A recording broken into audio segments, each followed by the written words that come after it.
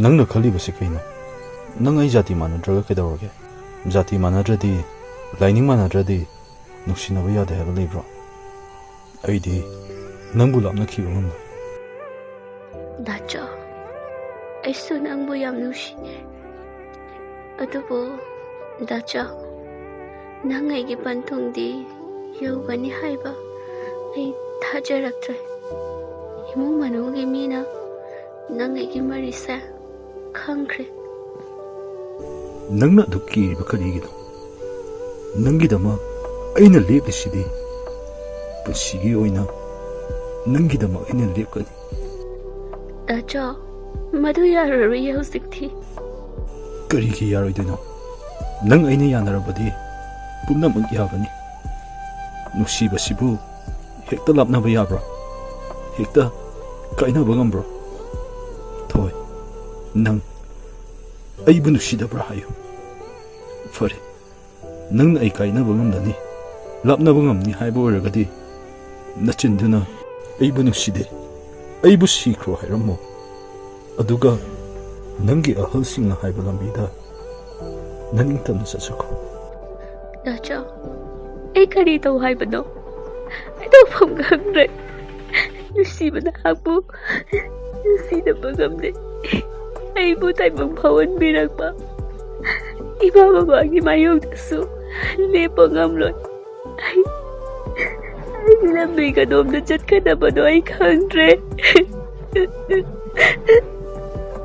Asuk kuiba aigi pusisa nusibagi lambida khongdarudana lapani. Adubu khanghaudana thawaina khoidazabina hakpu thingnazaki. Matamduda khanjaki. Nangbu aitagi oiba fangjage haina. Lona kana khangandana aigi thamoida nuksiduna leike. Nang ai jat manade haibasu ai khangi. Adubu nangi chamjarabana tawduna ai dharmabu karimata khanjankide. Dacha, aise yam phattaba misang haibano oirabra. Dacha, chanabi mahakna nangaigi marakta wanglaba palna khaduna thambiramle.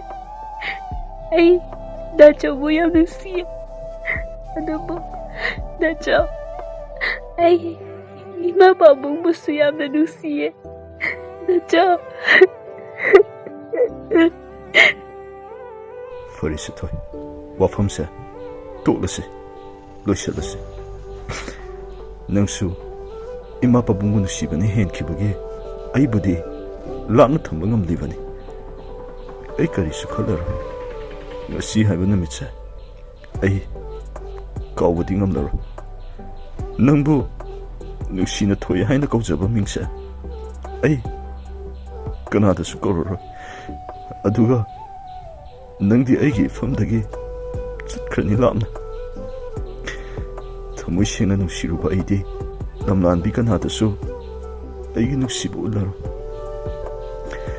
Thoi, Dacha halage. Nangsu nungaina layuko.